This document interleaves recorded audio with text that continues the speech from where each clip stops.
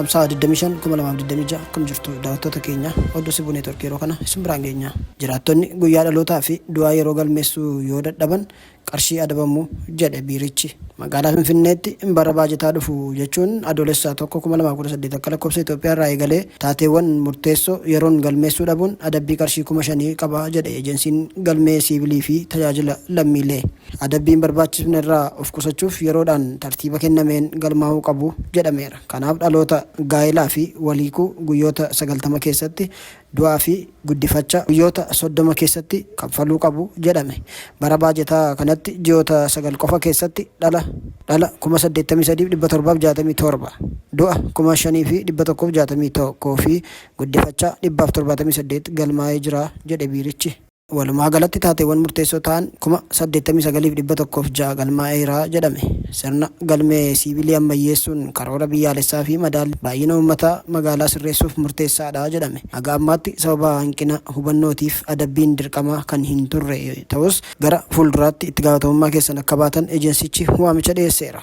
Oduu ittaanuun Keeniyaan humna elektirikaa dabalataa Itoophiyaa irraa fudhachuuf jeetti. Dhaabbanni humna elektirikaa Keeniyaa sababa fedhiin humna ibsaa biyyattii dabalaa dhufeef bittaa humna elektirikii Itoophiyaa irraa taasisu dachaan dabaluuf akka jiru gabaasame. Karoora dhaabbatichaa sadaasa dhufurraa kaasuun hammam humna elektirikaa meeggaawwaattii 200 kan amma Keeniyaan Itoophiyaa irraa bittu gara meeggaawwaattii 400tti guddisuu akka ta'e ibsameera. Akka gabaasa miidiyaalee Keeniyaatti Keeniyaan karaa sarara humna ibsaa voolteejii guddaa qabu kan biyyoota lamaan tajaajila ibsaan wal quunnamsiisuun humna elektirikaa kan akka dabaluu feetu himameera. Murteen sun walitti hidhamiinsa gama dhiyeessii humna ibsaa biyyoottan lameenii jabaataa dhufuu fi fedhiin elektirikaa sababa industirii babal'ina magaalaa fi konkolaataawwan elektirikaa wayita dabalaa dhufanitti kan mudatedha jedhame. Dhaabbanni humna ibsaa Keeniyaa bakkeewwan konkolaattonni elektirikii itti humna guuttatan EV charging irraa doolaara kitila 2.9 ol yookaan shilingii kitila 300 fi kitila 82 ol argachuu kan ibse yoo ta'u, fedhiin humna ibsaa biyyattii ammatti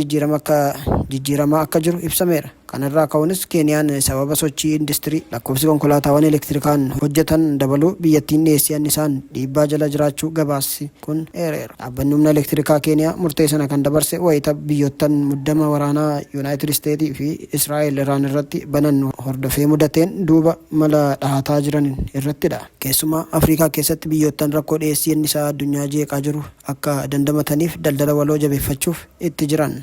Ta'us garuu miseensonni mana maree Keeniyaa pirojektiin sarara humna ibsaa voolteejii guddaa dabarsuu sababa ogeeyyiin sararicha qajeelchan hojii gadhiisanii biyyaa ba'aa jiraniif bulchiinsi daddabarsa humna elektirikaa Itoophiyaa gara Keeniyaa rakkoo akka eessaa akka jiru ibsaniiru. Miseensonni mana maree koree annisaa fi peetirooleemii wayita gamaggama buufataalee elektirikii suusuwaa wayita ta'anitti rakkoo sarara elektirikaa humna voolteejii guddaa dabarsuun Itoophiyaa fi Keeniyaa gidduutti ogeeyyiin sarara sana bulchuuf leenjifaman biyyaa ba'aa jiru jedhan. Gamaggama sanarra kan turan keessaa tokko kan ta'an miseensi paarlaamaa Cheepaalunguu Veekter Qoyeech namoota sarara humna elektirikaa sana qajeelchan 18 leenji'anii hojiirra turan keessaa 7 gara Awurooppaatti waggaa 3 darban godaananiiru jedhan.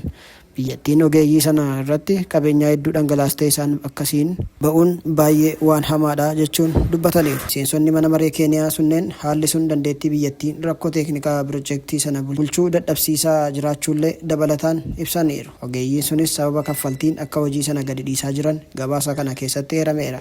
Sararri elektirikii humna elektirikaa voolteejii guddaa Itoophiyaa fi Keeniyaa gidduu daddabarsu fageenya kiiloomeetira 1,065 kan qabu yoo ta'u, haga meegaawaattii 2,000 dabarsuu danda'a jedhamuun kan ijaaramedha. Buufanni elektirikaa Suusuwaas bakka humni elektirikaa Itoophiyaa irraa dhufe Keeniyaa keessatti kurfaa'udha. Xumurarratti gatiin boba'aa gadi bu'aa jira jedhame. Gatiin gabaas Kooteeshiyaa waliigalteen nagaa mallatta'aa abdii jedhuun haalaan dabalaa jira. Tiraamp irra caalaan qabxiilee mariif dhiyaatan irratti waliigallee irraa jedhan garuu gareen USA bakka bu'ee ariitiidhaan waliigalticha fudhachuu akka hin qabne hime. Gatiin boba'aa wiixata ganama Eeshiyaa keessaa barmeelli tokkittiin %5.5 hir'ateera. Ameerikaa keessatti ammoo %5.8 hir'ate. Barmeelli tokko gara doolaara 90tti gadi bu'eera jechuudha. Tiraamp akka jedhanitti Hulaan Hormuuz waliigalticha yoo xumuran ni banamaa jedhan. Kana kan bullee ilaallu ta'a.